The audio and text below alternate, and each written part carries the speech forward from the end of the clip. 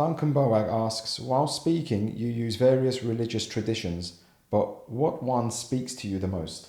The one I go to every day, the one I wake up with and go to bed with at night is Christianity.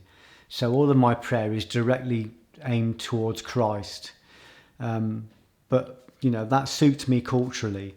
But I'm aware that, I've studied Judaism, I've studied Sikhism, I've studied Islam. I love all of them. My true religion is the religion of love. And all of these religions at the esoteric level come from that place of love. So for me, if you're at the top end of it, you wouldn't know the difference between a rabbi and a Buddha and a Christ and a Muhammad. You wouldn't know the difference. They'd all be working from a place of love and they'd all be speaking the same language. A bit like when you look at the martial arts. When you put it into the ring and put it together, all martial arts, all efficacious martial arts start to look the same. So when you boil it down to the actual essence, the truth, it's just love. So for me, it suits me to go through Christianity because I'm steeped in that. But I'm equally informed by Judaism. I'm equally informed by Islam. I've been beautifully informed by Sikhism. I went through a recent shattering, like a spiritual regeneration, and the Zohar absolutely, when I was empty, absolutely filled me, and that is the core, or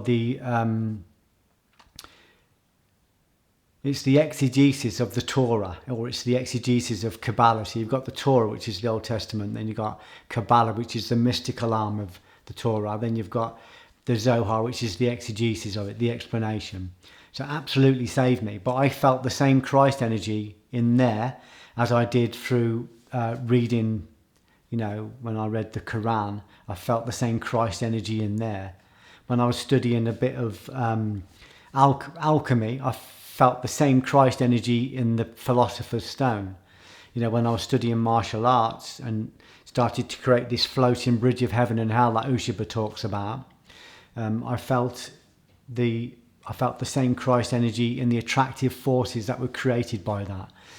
So to me, it doesn't really matter what faith you're following or whether you're following a faith at all, as long as it's the faith of love. If it's not, whatever you give out is going to keep returning to you. So it's always about returning to love. Dean L1988 asks, are you a fan of watching combat sports? Can you separate the violence? No, I can't watch them anymore, Dean. I can't watch anything concussive. It feels like it's an assault to my soul. I found it very uncomfortable. But that's not to say that it's wrong. It's just to say that where I am at this moment in time, I can't.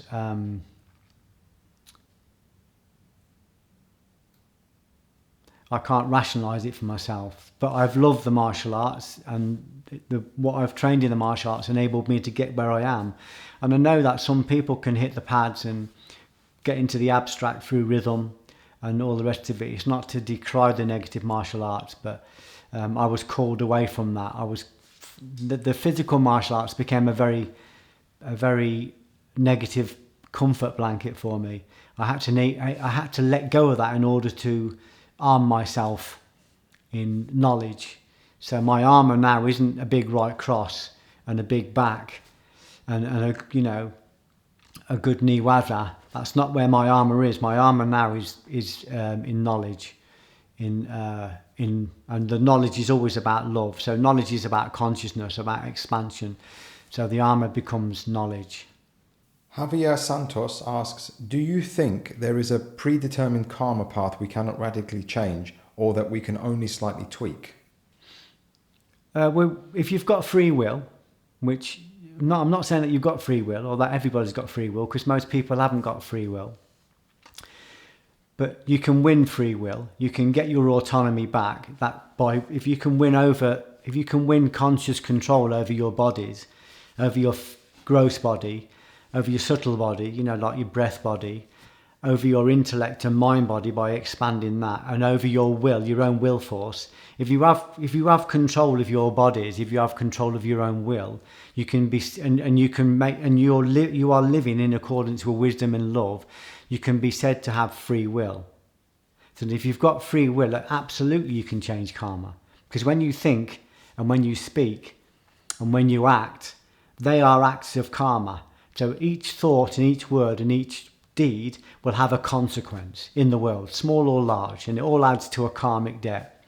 So once you take control of the thinking and the saying and the doing, and make all of your actions in accordance with wisdom and love, once you do that, you can be said to have taken control of karma. So you absolutely can change karma.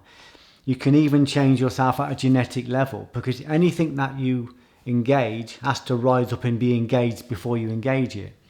So if an old trait or an old habit rises up and I don't engage it, I've changed karma.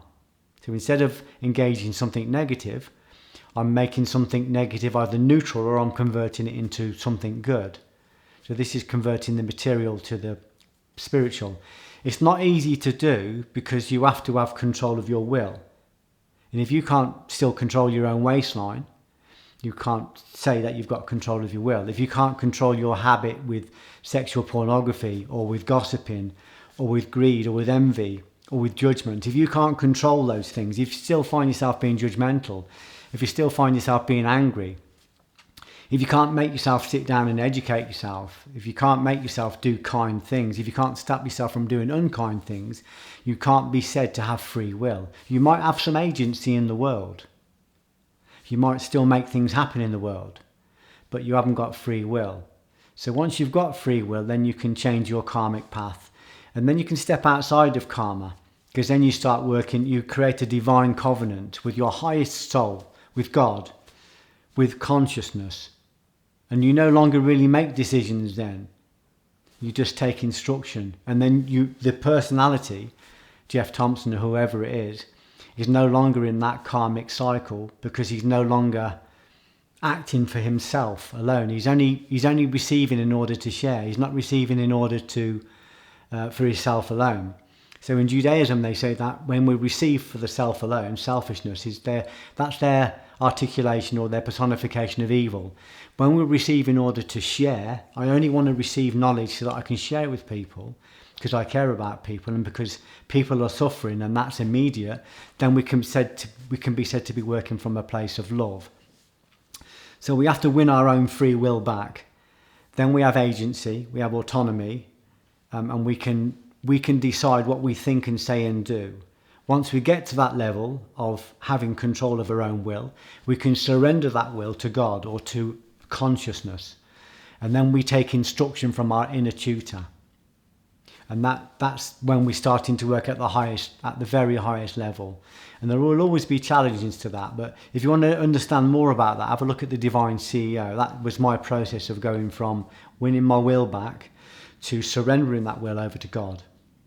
Masonic Trucker asks, would Geoff consider doing a day in the life of, so where the camera follows him through a 24-hour period, training, fitness, supplements, spiritual, etc., all encompassed into a video? I think there is a real need from followers, fans of Geoff, to see what his day looks like, not in an intrusive way, but just to show where he's currently at in his development. I'm not sure whether it's necessary, because I could tell you. I get up at 4, I do Qigong, then I meditate for an hour, then I make my wife some breakfast, then I write for 3 hours, then I go for a walk in meditation, then I have lunch, then I meditate, then I write for another 3 hours, and then I do yoga, then I eat and relax for the rest of the evening. That's my day. My food is vegan, so that's not rocket science. So I generally just eat very, very light. My reading material is always based around, the metaphysical, mostly esoteric books rather than the exoteric. So you wouldn't have to follow me to get that. That's basically it. But that's my pattern. That's where my life is. That doesn't mean that won't change. And it doesn't mean that's what you should do. It just means that's how I live. So none of my training is concussive. None of it is external martial arts. I don't hit anything. I don't hit pads. That's not to say that's wrong. It's just to say that it would be wrong for me.